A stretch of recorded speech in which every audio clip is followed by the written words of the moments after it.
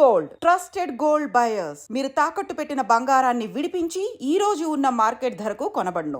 జమ్మూ కాశ్మీర్ పహల్గామ్లో జరిగిన ఉగ్ర దాడి ఘటనకు సంబంధించి ఒక్కొక్కటి భయంకరమైన విషయాలు వెలుగు చూస్తూ ఉన్నాయి.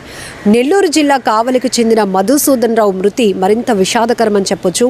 ఎందుకంటే టెర్రరిస్టులు ఏకదాటిగా 42 సార్లు ఆయన్ని కాల్చి చంపారు. వాళ్ళ తూటాలకు ఆయన బలైపోయినటువంటి ఘటన చాలా బాధాకరమైన విషయం. కుటుంబం మొత్తం శోకసంద్రంలో మునిగిపోయింది. ఆ గ్రామంలో విషాద ఛాయలు అలముకున్నాయి. ఆ కుటుంబాన్ని ఓదార్చడం ఎవరి తరం కూడా కావటం లేదు. ఈయన మధుసూదన్ రావు గారు గతంలో అమెరికాలో పనిచేశారు. 12 ఏళ్ల క్రితం నుంచి ఆయన బెంగళూరులో స్థిరపడ్డారు. బెంగళూరులో సాఫ్ట్వేర్ ఇంజనీర్గా పనిచేస్తున్నారు. మధుసూదన్ రావు గారికి అమ్మా నాన్న 80 ఇయర్స్ ఏజ్ ఉన్నటువంటి తల్లిదండ్రులతో పాటు భార్య కామాక్షి అలాగే కొడుకు కూతురు కూడా ఉన్నారు. ఇప్పుడు వాళ్ళని ఓదార్చడం మాత్రం ఎవ్వరి తరం కావటం లేదు. ఎందుకంటే ఆయన సాఫ్ట్వేర్ ఇంజనీర్గా పనిచేస్తున్నారు. నిత్యం విపరీతమైన వర్క్ స్ట్రెస్ ఉంటుంది కాబట్టి ఫ్యామిలీతో అలా సరదాగా గడపడానికి అందమైన ప్రదేశం అయినటువంటి మినీ స్విట్జర్లాండ్గా చెప్పుకునేటటువంటి పహల్గామ్కి వెళ్ళారు. అక్కడ ఆయన ప్రాణాలు పోగొట్టుకొని తిరిగి విగతజీవిగా వస్తారని ఎవరు ఊహించలేనటువంటి పరిస్థితి. ఇప్పుడు చెన్నైకి తీసుకొచ్చారు. ఫస్ట్ ఆయన మృతదేహాన్ని అక్కడి నుంచి నేరుగా కావలికి తీసుకురావటం, అక్కడ అధికారిక అంత్యక్రియ కార్యక్రమాలన్నీ కూడా అధికారికంగా జరిపించే పనులు కూడా జరుగుతున్నాయి. కానీ పూర్తి స్థాయిలో ఈ పహల్గామ్లో జరిగినటువంటి ఉగ్ర దాడి, టెర్రరిస్టుల అటాక్ అనేది చాలా భీతి కొలుపుతున్నటువంటి దృశ్యాలు. అలాగే విశాఖకు సంబంధించి 6 కూడా ఇక్కడి నుంచి అక్కడికి వెళ్ళారు. మరొక 2 రోజుల్లో హ్యాపీగా చాలా స్వీట్ మెమోరీస్తో విషాదంగా ఇక్కడికి రావడం జరిగింది. ఎవరైతే సచ్చి చంద్రమౌళి గారు SBI రిటైర్డ్ ఎంప్లాయీ ఉన్నారో ఆయన చాలా యాక్టివ్ రోల్ తీసుకున్నారు. అందరినీ సరదాగా గ్యాదర్ చేసి వెళ్ళారు. ఆయన వైజాగ్లో రిటైర్డ్ బ్యాంక్ ఎంప్లాయీ అయినప్పటికీ కూడా చాలా వాకర్స్ అసోసియేషన్స్లో చాలా యాక్టివ్ మెంబర్గా ఉంటారు. కాబట్టి ఇట్లా ఏర్పడినటువంటి పరిచయాల ద్వారా ఒక 3 ఫ్యామిలీస్ భార్యాభర్తలు కలిపి మొత్తం 6 వెళ్ళటం జరిగింది.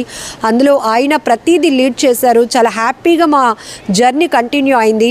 అలాగే మినీ స్విట్జర్లాండ్గా చెప్పేటటువంటి ఆ ప్రదేశానికి మేము కాసేపట్లో ఇక చేరుకున్నాము. అక్కడ చాలా చాలా స్వీట్ మెమోరీస్ మాకు ఉంటాయి. చాలా బాగా ఎంజాయ్ చేస్తామన్న తరుణంలోనే ఆర్మీ అలాగే పోలీస్ యూనిఫామ్లో చొరబడినటువంటి ఉగ్రవాదుల తూటాలకు అమాయకులు బలైపోయారు. టూరిస్టులు అందరూ కూడా బలైపోయారు. ఒక్కసారిగా అందమైన ప్రదేశం కాస్త శోకసంద్రంగా మారిపోయింది.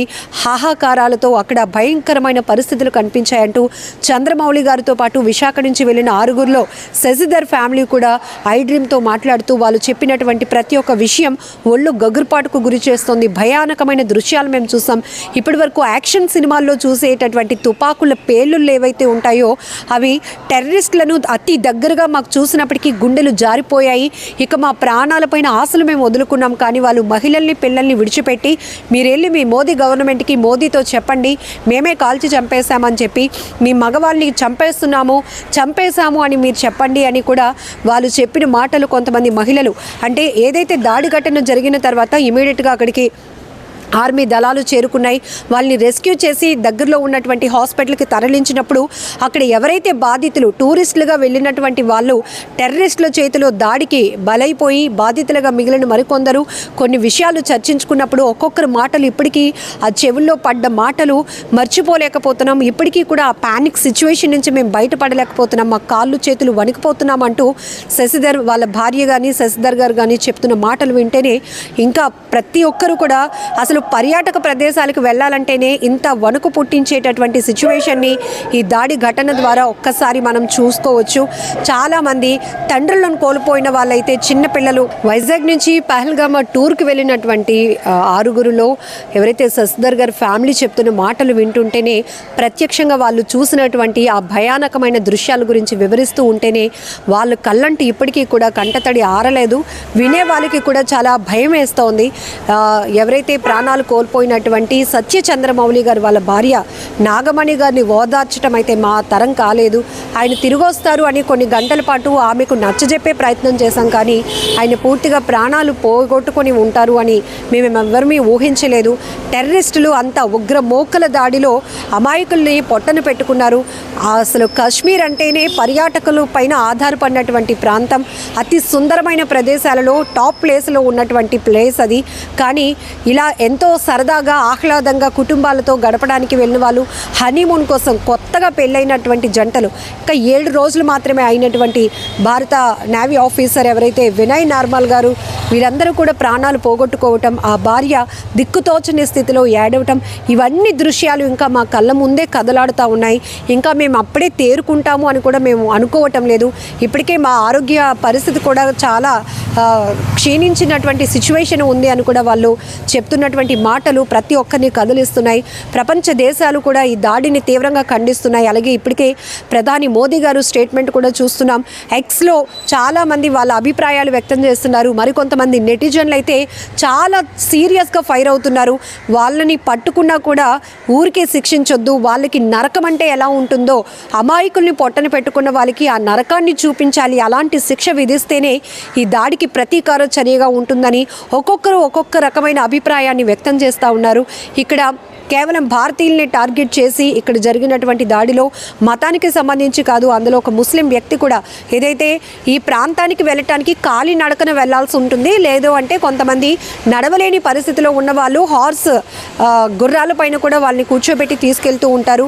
అందులో ఒక హార్స్ని ఎవరైతే రైడ్ చేస్తూ ఉంటారో ఆ పర్సన్ కూడా చాలామందిని రెస్క్యూ చేసినటువంటి దృశ్యాలు సోషల్ మీడియాలో వైరల్ అవుతున్నాయి. అతనికి అందరూ కూడా హ్యాట్స్ ఆఫ్ చెప్తున్నారు. ఎందుకంటే అంత రిస్క్ సిచ్యువేషన్లో కూడా తన ప్రాణాలను కూడా పక్కన పెట్టి చాలామందిని రక్షించాలని ఆయన చేసిన ప్రయత్నం కూడా చాలా ప్రశంసలు అందుకుంటోంది. అతను కూడా ఒక ముస్లిం అయ్యుండి అతను కూడా ప్రాణాలు ఒడ్డి మరి చాలామందిని సేవ్ చేయగలిగారు అని చెప్తున్నారు. ఇక్కడ మతానికి సంబంధించిన దాడి కాదు ఇది, ఖచ్చితంగా ఉగ్రవాదుల దాష్టికానికి ఖచ్చితమైన ప్రతీకార చర్య ఉండాల్సిందే అంటూ ప్రతి ఒక్క నెటిజన్లు కూడా ఫైర్ అవుతున్నారు. ప్రతి ఒక్క నెటిజన్లు కూడా కేంద్ర ప్రభుత్వాన్ని రిక్వెస్ట్ చేస్తున్న పరిస్థితులు కూడా కనపడుతున్నాయి. మరి ఎలాంటి సిచ్యువేషన్స్ దీన్ని ప్రభావితం చేస్తాయి అనేది కూడా చూడాలి. ఏదేమైనా బాధిత కుటుంబాల్లో మాత్రం అసలు తీరని శోకం నెలకొంది. పూర్తిగా ఆ వీధులన్నీ కూడా విషాద ఛాయలు అలముకున్నాయని చెప్పొచ్చు. ఎవరు తేరుకోవటం లేదు. అపార్ట్మెంట్ కల్చర్ కాబట్టి మా అపార్ట్మెంట్లో ఇలా జరిగిందా, వీళ్ళు ఊరు వెళ్ళి ప్రాణాలు పోగొట్టుకున్నారా అని ఒక్కొక్కరు ఇంకా ఆ షాక్లోనే ఉన్నటువంటి పరిస్థితులు అయితే ప్రస్తుతానికి కనపడుతున్నాయి.